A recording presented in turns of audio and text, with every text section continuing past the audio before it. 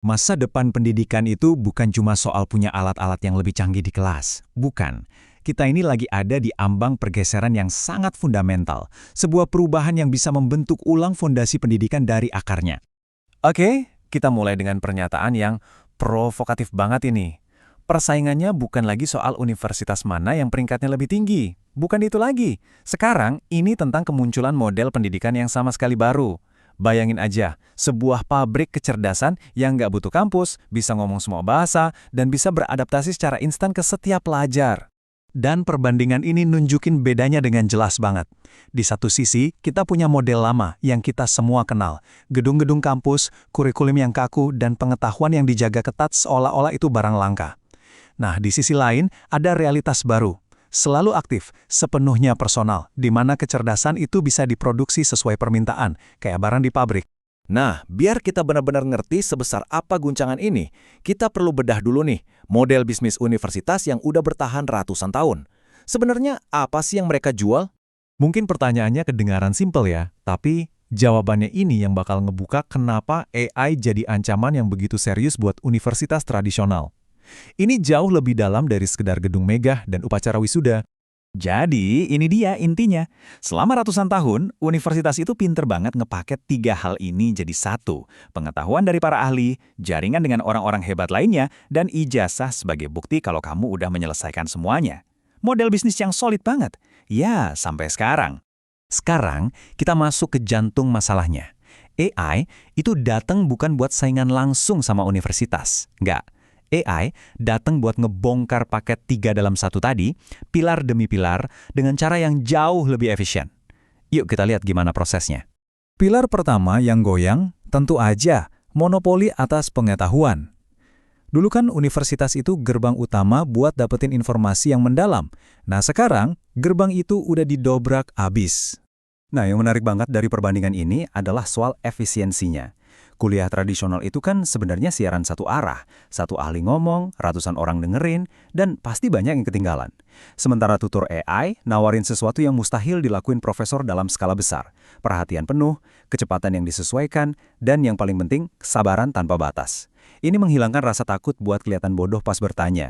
Dan ini dia kuncinya. Sering banget. Yang halangin kita belajar itu bukan soal pinter atau enggaknya, tapi emosi, rasa takut dihakimi, cemas ketinggalan. AI menyingkirkan semua penghalang emosional itu.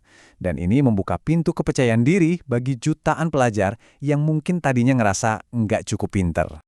Oke, kita lanjut ke pilar kedua. Mungkin ini yang dianggap benteng pertahanan terakhir universitas, ijazah. Argumen klasiknya kan, ya AI bisa ngajar, tapi kan perusahaan tetap butuh ijazah buat rekrut orang. Pertanyaannya, apa itu masih relevan? Ijazah itu kan sebenarnya cuma proksi, sebuah sinyal yang kira-kira nunjukin kemampuan. Tapi di dunia sekarang, di mana kita bisa buktiin kemampuan secara langsung, lewat portofolio proyek, kontribusi kode, atau simulasi nyata, ijazah jadi sinyal yang kurang efisien. Pada akhirnya, perusahaan itu nggak merekrut ijazah, mereka merekrut keahlian yang terbukti. Dan ini fakta yang keras tapi harus kita terima. Dunia itu berubahnya cepat banget. Saking cepatnya, banyak hal yang kamu pelajari di tahun pertama kuliah bisa jadi udah usang pas kamu lulus. Struktur pendidikan tradisional itu pada dasarnya terlalu lambat buat ngejar kecepatan dunia modern. Tapi ini bukan berarti pendidikan selesai ya.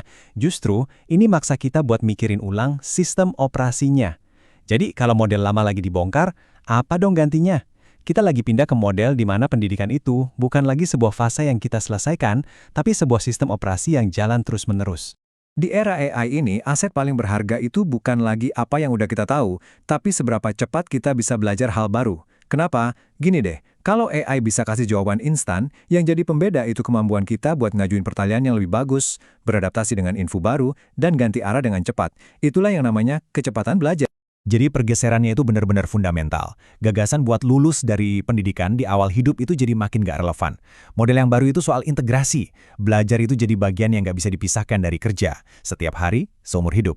Terus, apa ini artinya riwayat universitas tamat?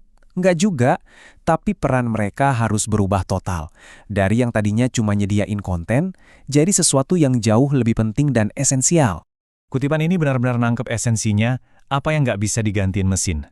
AI bisa kasih kita 10.000 pilihan, tapi cuma manusia yang punya tujuan yang bisa ngajuin pertanyaan yang berarti. Disinilah peran baru universitas seharusnya berada. Universitas masa depan itu bukan tempat buat dengerin ceramah pasif, tapi jadi sebuah wadah tempa, semacam bengkel buat penciptaan aktif. Coba bayangin, bukan lagi ruang kelas, tapi sebuah lab proyek di mana mahasiswa ditantang buat mecahin masalah nyata. Mungkin ngerancang solusi logistik buat NGO, atau ngebangun prototipe aplikasi buat komunitas lokal, atau bahkan debat soal dilema etis AI dengan taruhan yang nyata. Disitulah mereka belajar kolaborasi di bawah tekanan dan ngebangun karakter lewat tantangan dan kegagalan. Jadi intinya, universitas harus fokus ke hal-hal yang nggak bisa didownload. Rasa kebersamaan, kemampuan kerja tim yang sesungguhnya, kebijaksanaan dalam mengambil keputusan, dan kekuatan karakter. Inilah aset-aset yang bakal makin mahal harganya di dunia yang dibanjiri AI. Nah, grafik ini nunjukin pergeseran nilainya dengan jelas banget. Lihat deh, gimana transfer informasi yang dulu jadi inti pendidikan, nilainya anjlok dan jadi komoditas biasa. Sementara itu, hal-hal yang susah diotomatisasi kayak membangun karakter dan melatih kolaborasi, nilainya justru meroket. Universitas yang paham soal ini bakal bertahan, yang enggak, ya bakal ketinggalan. Oke, tadi kan kita ngomongin sistemnya ya. Sekarang kita tarik ke level yang lebih personal. Gimana semua ini ngaruh ke kamu, di sini, sekarang juga. Kutipan ini benar-benar jadi pengingat penting. Nyari aman dalam milih jurusan itu strategi dari masa lalu. Di dunia yang terus berubah ini, rasa aman yang sejati itu bukan datang dari ngikutin peta lama, tapi dari kemampuan kita buat terus beradaptasi dan belajar. Jadi, gimana strateginya sekarang? Pertama, jangan tanya jurusan apa yang paling aman, tapi tanyakan, masalah apa yang benar-benar kamu peduliin. Pilih bidang itu, lalu cari tantangan paling sulit di dalamnya, dan gunakan AI sebagai partner buat mempercepat proses belajar dan berkarya kamu. Kombinasi antara rasa penasaran yang mendalam di satu bidang dan kecepatan belajar pakai AI, itulah keunggulan sejati kita. Oke, kita tutup dengan pertanyaan ini. Pikirkan baik-baik, ini bukan lagi soal apa yang bisa kamu pelajari, tapi soal kamu mau jadi siapa. Di dunia di mana pengetahuan itu melimpah ruah, yang paling penting itu arah, keberanian, dan tujuan kamu. Apapun jawabanmu atas pertanyaan ini, itulah kurikulum sejatimu, sebuah perjalanan yang sekarang jauh lebih terbuka dan penuh kemungkinan daripada sebelumnya.